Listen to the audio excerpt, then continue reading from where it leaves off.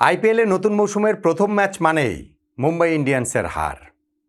এটার বিচ্ছিন্ন কোনো ঘটনা না, মোটামুটি নিয়মে পরিণত হয়ে গিয়েছিল। কেননা 1-2 সিজন ধরে তো হচ্ছে না, 5-7 সিজন ধরে হচ্ছে না, 10 সিজন ধরে হচ্ছে না, সর্বশেষ 13 মৌসুমে এই ঘটনাটাই ঘটেছে। সেই 2013 সাল থেকে আইপিএলে নিজেদের প্রথম ম্যাচে মুম্বাই ইন্ডিয়ান্স কখনোই জিততে পারেনি। অবশেষে এইবার এসে 13 সিজন পর সেই ধারায় ছেদ টানল মুম্বাই ইন্ডিয়ান্স, সেটাও একটা স্টেটমেন্ট ভিক্টরিতে। সেইটা তাদের রেকর্ড রান তাড়া করে জয়ের। 220 রান তাড়া করে 5 বল হাতে রেখে 6 উইকেটে যেইভাবে জিতেছে মুম্বাই ইন্ডিয়ান্স, তাতে করে এইবার ষষ্ঠ শিরোপা জয়ে এই দলটাকে অন্যতম ফেভারিট, চাই কি সবচেয়ে ফেভারিটের তালিকাতেও আপনি রাখতেই পারেন। মুম্বাই ইন্ডিয়ান্সের এইরকম যে জয়, সেটাও কলকাতা নাইট রাইডার্সের বিপক্ষে, তাতে টার্নিং পয়েন্ট কোনটা তা নিয়েই তো আলোচনাটা করছি। শুরুতে একটুখানি কৈফিয়ত দিয়ে নেই, একটু ব্যক্তিগত কাজে ব্যস্ত থাকার কারণে আইপিএল সিজনের শুরুটা ধরতে পারিনি, প্রথম দিনের এই টার্নিং পয়েন্টের আলোচনাটা করতে পারিনি। এখন থেকে আশা করছি সেটা রেগুলার করব, বা অন্যান্য আলোচনা যেগুলো রয়েছে সেগুলোও রেগুলার করব। আমার কাছে মনে হয়েছে যে আইপিএলে খেলায় বাংলাদেশের সম্প্রচারে যে নিষেধাজ্ঞা রয়েছে সেটা সরকারি পর্যায় থেকে তুলে নেবার মতো একটা আলোচনা শুনছিলাম, কিন্তু সেইটা আর টুর্নামেন্টের শুরুতে হয়নি। কিন্তু আমি আশা করব এবং আমার মনে হয় এই ঘটনাটা ঘটবে। এটা আমলাতান্ত্রিক জটিলতা, সরকারি জটিলতা, এইসব কারণেই আসলে হয় নাই। কিন্তু টুর্নামেন্টের এই চলাকালীন সময়ে আইপিএল সম্প্রচারের উপর থেকে নিষেধাজ্ঞাটা বাংলাদেশ সরকারের তরফ থেকে তুলে নেওয়া হবে, সেইটা আমার কাছে মনে হয়, ওইটা আমার প্রত্যাশাও বটে। যাই হোক, ম্যাচে আসি, এই খেলাটাতে আসি। 220 রান তুলেছিল কলকাতা নাইট রাইডার্স। সেই রান তাড়া করে যদি জিততে হয়, মুম্বাই ইন্ডিয়ান্সকে রেকর্ড করতে হবে। তারা তাদের আইপিএলের ইতিহাসে কখনোই এত রান তাড়া করে জেতেননি। 5বার তারা চ্যাম্পিয়ন হয়েছিল। আর যখন আপনি মাথায় রাখবেন, চ্যাম্পিয়ন হওয়ার সত্ত্বেও, আর যখন আপনি মাথায় রাখবেন যে গত 13 সিজন ধরে সিজনের প্রথম ম্যাচ তারা জিতে না, তখন মাঝ পর্যায়ে কি কলকাতা নাইট রাইডার্সকে একটুখানি ফেভারিট মনে হচ্ছিল? দেন এগেইন আপনি যদি আইপিএলের শুরুটা দেখেন, প্রথম ম্যাচটা দেখেন, যেখানে রয়্যাল চ্যালেঞ্জার্স বেঙ্গালুরু তারা বিরাট কোহলির দল 201 রান তাড়া করে তারা জিতে গিয়েছিল 26 বল হাতে রেখে 6 উইকেটে। এইটাও কিন্তু আবার মুম্বাই ইন্ডিয়ান্সকে, রোহিত শর্মার দলকে কনফিডেন্স দেওয়ার কথা। আর সেই রান তাড়া করে তারা জিতে গেল কি সহজে, কি অনায়াসে।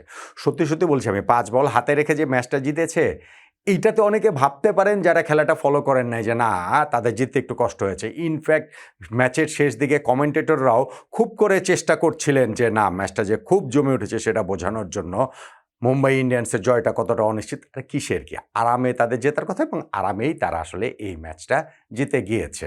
দেন এগেইন বাংলাদেশে খেলা সম্প্রচার হচ্ছে না দেখে যে খেলা দেখা বন্ধ রয়েছে, বিষয়টা কিন্তু তা না। সো সরকারের সেই নিষেধাজ্ঞাটা তুলে নিলেই পারে। 220 রান তারা করার সময় তাদের যেই স্টার্টটা প্রয়োজন ছিল মুম্বাই ইন্ডিয়ান্সের, সেই স্টার্টটাই তারা পেয়েছে। রোহিত শর্মা এবং রায়ান রিকেলটনের ওপেনিং পার্টনারশিপে পাওয়ার প্লের 6 ওভারেই তারা 80 রান তুলে ফেলেছে। রোহিত শর্মা ওই পাওয়ার প্লের লাস্ট বলটাতে 2 রান নিয়ে নিজের 50-তে পৌঁছে গেলেন, সেটা মাত্র 23 বলে। আইপিএল ইতিহাসে এটা তার দ্রুততম 50।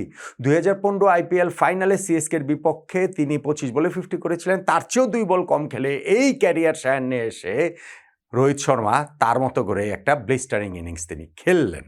পাওয়ার প্লেতেই অনেকটা টোন সেট হয়ে যায় এই চেসটার। আপনি যদি দেখেন যে 10 ওভার শেষেও তারা কোনো উইকেট হারায়নি, বিনা উইকেটে 122 রানে পৌঁছে গিয়েছে।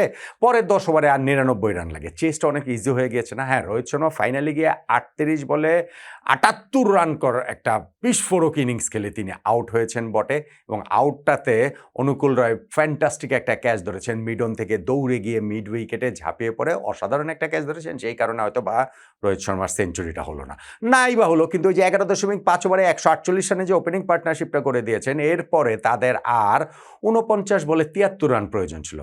মানে চেসটা তখন মুম্বাই ইন্ডিয়ান্সের জন্য একেবারে ইজি হয়ে গিয়েছিল। রায়ান রিকেলটনের কথা বলতে হবে যে মুম্বাই ইন্ডিয়ান্স তার উপরে আস্থা রেখেছে, একাদশে তাকে রেখেছে, কুইন্টন ডিককের চেয়েও এগিয়ে রেখে আস্থায় রেখে তাকে একাদশে রেখেছে, এবং সেই প্রতিদানটা তো তিনি দিয়েছেন রোহিত শর্মার সঙ্গে ওপেনিং পার্টনারশিপে। আর নিজেও একটা অসাধারণ ইনিংস তিনি খেলেছেন এই জায়গাটাতে। আরও ওই যে 81 রানের একটা ইনিংস তিনি খেলেছেন 43 বলে, আউট হয়েছেন একটু বিজার ফ্যাশনে। তিনি যেভাবে আউটটা হয়েছেন, রান আউট হয়েছেন, দ্বিতীয় রান নিতে গিয়ে ফেরত আসার সময় ব্লেসিং মুজারাবানির কারণেই একটু ফেরত আসতে পারেনি। আবার মুজারাবানি ইচ্ছা করে তার ওই পথটা আটকানি, ডিরেক্ট হতে সেই অনুকূল নয়, তিনি হচ্ছে গিয়ে ডিরেক্ট হতে স্ট্যাম্প ভেঙে দিয়েছেন। তো ওই জায়গাটাতে রায়ান রিকলটন আউট হয়েছেন। তার আগে অবশ্য আউট হয়ে গিয়েছিলেন সূর্যকুমার যাদব, যিনি নেমেই প্রথম বলে 4 মেরেছেন, 8 বলে 16 রান করে আউট হয়েছেন। কিন্তু এগুলোতে আসলে কিছুতেই কিছু যায় আসেনি। শেষ 5 ওভারে 38 রান প্রয়োজন ছিল, তখন রিকলটন আউট হয়েছেন। এরপরেই বা কি যায় আসে, আউট হয়েছেন। তারপরে তিলক ভার্মাকে লাস্ট ওভারটাতে গিয়ে প্রথম বলটাতেই ম্যাচটা শেষ করে দিয়েছে মুম্বাই ইন্ডিয়ান্স। তারা 5 বল হাতে রেখে 6 উইকেটে ম্যাচটা জিতে গিয়েছে। ফলে 220 রান তারা করেছে, তারা ভীষণ রকম আয়াসে, ভীষণ রকম সহজে, সেই কথাটা বলতেই হবে। এখন কলকাতা নাইট রাইডার্স যে 220 রানটাও ডিফেন্ড করতে পারলো না, আরও বেশি কিছু রান কি তারা করতে পারতো না? অন্তত আরও 20টা রান কি তারা করতে পারতো না? দেখেন, টি-20 ম্যাচে অনেক এটা প্রায়শই ঘটে থাকে যে যেই টিমটা আগে ব্যাটিং করে হেরে যায়, ম্যাচ শেষে মনে হয় যে না 15-20টা রান, 20-25টা রান, 25-30টা রান বেশি করলে ম্যাচের রেজাল্ট হয়তো অন্যরকম হতে পারতো। কলকাতা নাইট রাইডার্সের সেটা করার এভরি পসিবিলিটিস কিন্তু ছিল। তাদেরও শুরুটা দুর্দান্ত হয়েছিল, ওপেনিং পার্টনারশিপে তারাও 67 রান তুলে ফেলেছিল। আজিঙ্কা রাহানে এবং ফিনালেন তো 17 বলে 37 রানের একটা দুর্দান্ত ইনিংস তিনি খেলেছেন। শার্দুল ঠাকুর এসে একটা স্লোয়ারে তাকে আউট করেছেন, পার্টনারশিপটা ব্রেক করেছেন, কিন্তু তারপরে তো পাওয়ার প্লেতে 1 উইকেটে 78 রান কলকাতা নাইট রাইডার্স তুলে ফেলেছিল। তাদের তো 10 ওভারে 2 উইকেটে তারা 120 রানে পৌঁছে গিয়েছিল। ক্যামেরন গ্রিন আউট হয়েছেন। গ্রিন একটা ভালো স্টার্ট করেছিলেন, 25 কোটি রুপির প্লেয়ার, একটা ভালো স্টার্ট করেছেন, কিন্তু সেটাতে বড় ইনিংসে তো আর কনভার্ট করতে পারেনি। ওই ডিসঅ্যাপয়েন্টমেন্টটা আসলে থাকবেই। তো তারপরেও 10 ওভারে তারা 2 উইকেটে পৌঁছে গিয়েছিল 100, ওইখানটাতে হচ্ছে গিয়ে কত 120 রান, 100 ওই রকমই। শেষ 10 ওভারে তারা আর মাত্র 100 রান যোগ করতে পেরেছে। এইটা আসলে একটু ডিসঅ্যাপয়েন্টিং। এইখানটাতে তাদের আরও বেশি রান যোগ করার কথা ছিল, এবং সেইটা তারা আসলে পারে নাই কেন? আপনি যদি দেখেন 11 ওভার শেষে 2 উইকেটে 132 রান ছিল, তারপরে 12 নম্বর, 13 নম্বর, 14 নম্বর, এই 3টা ওভার একটু খেয়াল করেন। এই 3টা ওভারে 12 নম্বর ওভারে বোলিংয়ে ফেরত আনানো হয়েছে জাসপ্রীত বুমরাকে, যিনি এখানটাতে এসে মাত্র 5 রান দিলেন। 13 নম্বর ওভারটাতে ট্রেন্ট বোলকে বোলিং করানো হয়েছে, মাত্র 8 রান দিলেন। এবং 14 নম্বর ওভারটাতে শার্দুল ঠাকুরকে আবার ফিরিয়ে আনা হয়েছে। সেই শার্দুল ঠাকুর 8 রান দিয়ে তিনি উইকেট তুলে নিলেন আজিঙ্কা রাহানের, যিনি 40 বলে 67 রানের একটা ইনিংস খেলেছেন। তো মোমেন্টামটা যখন পুরোপুরি কলকাতা নাইট রাইডার্সের দিকে, তারা 11 ওভারে 132 রান করে ফেলেছে 2 উইকেটে। প্রতি ওভার থেকেই 10 রান, 12 রান, 15 রান, 17 রান করে আসছে। এইরকম সময়ের পরপর 3টা ওভার মিলিয়ে মাত্র যে 19 রান আসলো, এবং আজিঙ্কা রাহানের উইকেটটাও কলকাতা নাইট রাইডার্স তুলে নিল। জাসপ্রীত বুমরা যেই কামব্যাকটা শুরু করেছেন, ট্রেন্ট বোল্ট সেটা কন্টিনিউ করেছেন, এবং উইকেট তুলে নিয়েছেন শার্দুল ঠাকুর। 3rd উইকেট, প্রথম 3টে উইকেটে তিনি নিয়েছেন। এই জায়গাটা কলকাতা নাইট রাইডার্সকে পিছিয়ে দিয়েছে। হ্যাঁ, কলকাতা নাইট রাইডার্স তারপর রিকভার করার চেষ্টা তাদের করেছে। অঙ্কুশ রঘুবংশী, তিনি 28 বলে 50 করেছেন, 50 পর আউট হয়েছেন। ইনফ্যাক্ট তিনি 21 রানে আউট হতে পারতেন। রোহিত শর্মা তার ক্যাচটা গ্র্যাব করতে পারেননি, ওইটা জাজমেন্টের ভুল ছিল। তারপরেও ওখানটাতে রিঙ্কু সিং, তিনিও শেষ দিকে একটা 21 বলে 33 রানের একটা আনবিটেন ইনিংস খেলেছেন। সেই সব মিলে তাদের স্কোরটা 220 পর্যন্ত যেতে পারে।